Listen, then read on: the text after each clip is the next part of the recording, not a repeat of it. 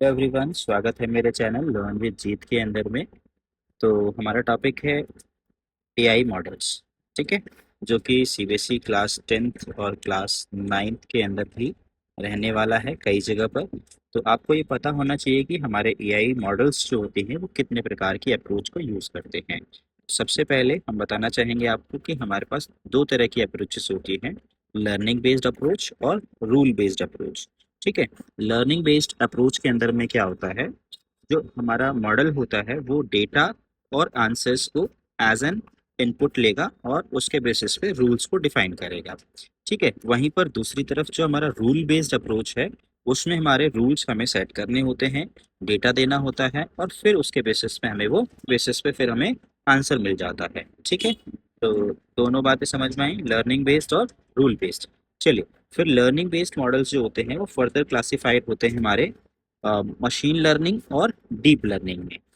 Machine learning और deep learning में, तो मशीन लर्निंग में हमारा जो है फर्दर क्लासिफिकेशन हो जाता है सुपरवाइज्ड लर्निंग, अनसुपरवाइज्ड लर्निंग और रीइंफोर्समेंट लर्निंग। ठीक है, इसी तरह से डीप लर्निंग जो है वो आर्टिफिशियल न्यूरल नेटवर्क और कॉन्वोल्यूशनल न्यूरल नेटवर्क में ब्रेक डाउन होता है। तो चलिए सबसे पहले देख लेते हैं हम सुपरवाइज्ड लर्निंग क्या होती है। सुपरवाइज्ड लर्निंग आपकी एक प्रकार की लर्निंग होती है जिसमें हम मशीन्स को ट्रेन करेंगे with the help of label data. ठीक है, इसमें हमें सुपरविजन की जरूरत पड़ेगी। ओके, फॉर एग्जांपल आपने लेबल डेटा यूज किया हुआ है, एक पीसी है, एक सीपीयू है, एक कंप्यूटर। तरह से हमने ये सारा डेटा जो है वो मॉडल के अंदर में दिया। मॉडल इस चीज़ को प्रोसेस करेगा, फिर हमें कैटेगराइज कर देगा कि ये सीपीयू है या फिर ये पीसी है, इस तरह से। यानी हमें इसमें दो बातें याद रखनी है, पहला लेबल डेटा इसमें यूज होगा, दूसरा सुपरविजन की जरूरत पड़ेगी।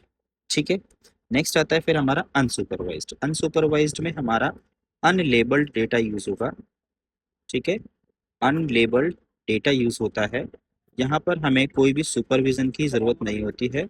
Supervision not required.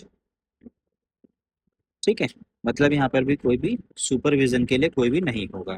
ठीक है, फॉर एग्जांपल आपने यहाँ पर हमें पहले से ही बता रखा है कि ये पीसी है, ये कीबोर्ड है। ठीक है, और मतलब लेबल नहीं होगा और आप उसको अपने मॉडल के अंदर में डालेंगे और उसको प्रोसेस करके फिर आपको बता देगा कि ये क्या चीज़ है, दूसरी चीज़ क्या चीज़ है, लेबलिंग के साथ।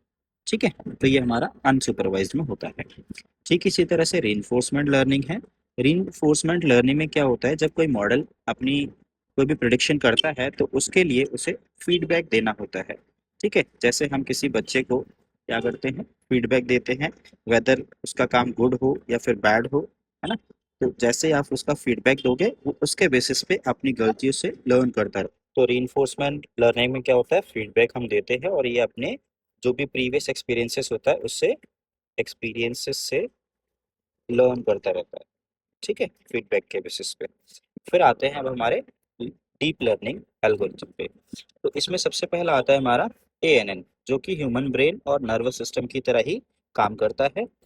ये क्या करता है, इसका मेन फंक्शन क्या होता है, ऑटोमेटिकली क्या करता है, जो यूजर होता है, जो प्रोग्रामर होता है, उसके बिना भी क्या करता है, फीचर्स को एक्सट्रैक्ट कर लेता है डेटा में से और फिर उसके बेसिस पे काम करता है। इस प्रकार से हमारा जो सीएनएन है, यानी कॉन्वोल्यूशनल न्यूरल नेटवर्क, जिसे हम शॉर्ट में सीएनएन भी कहते हैं, वो क्या करता है, वो एक डीप लर्निंग एल्गोरिदम होता है जो इनपुट को, यानी इमेजेस को एज एन इनपुट लेता है, उनकी इम्पोर्टेंस को असाइन करता है।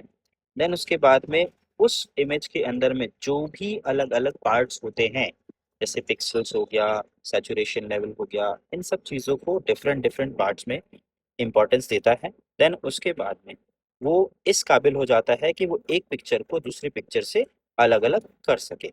ठीक है ना। तो इस तरह से हमारे मॉडल्स कंप्लीट होते हैं। तो हमने फिर से देखी रिकैप के रूप में कि एआई मॉडल्स दो प्रकार के, learning based and rule based. फिर लर्निंग बेस्ड दो प्रकार से फिर से फर्दर डिवाइड हो जाते हैं, machine learning and deep learning. Machine learning is also categorised as supervised learning and unsupervised learning and reinforcement learning. Deep learning is categorized as artificial neural network यानी ANN, convolutional neural network that is CNN। इसके बाद हम पढ़ेंगे कि जो हमारा supervised learning है, supervised learning है वो फर्दर दो कैटेगरी में डिवाइड होता है, that is classification, classification and regression. ठीक इसी तरह से अनसुपरवाइज्ड भी दो पार्ट्स में कैटेगराइज्ड हो जाता है, जिसे हम बोलते हैं क्लस्टरिंग एंड एसोसिएशन। एसोसिएशन बहुत ही इंपॉर्टेंट टॉपिक है। इसमें हम एक खास चीज पढ़ते हैं जिसे हम बोलते हैं MBA। MBA stands for market basket analysis. ठीक है, तो नेक्स्ट वीडियो में मिलते हैं और आपसे हम डिस्कस करेंगे इन चारों के बारे में। बने रहिए मेरे चैनल के साथ में, learn with Jeet. Thank you so much.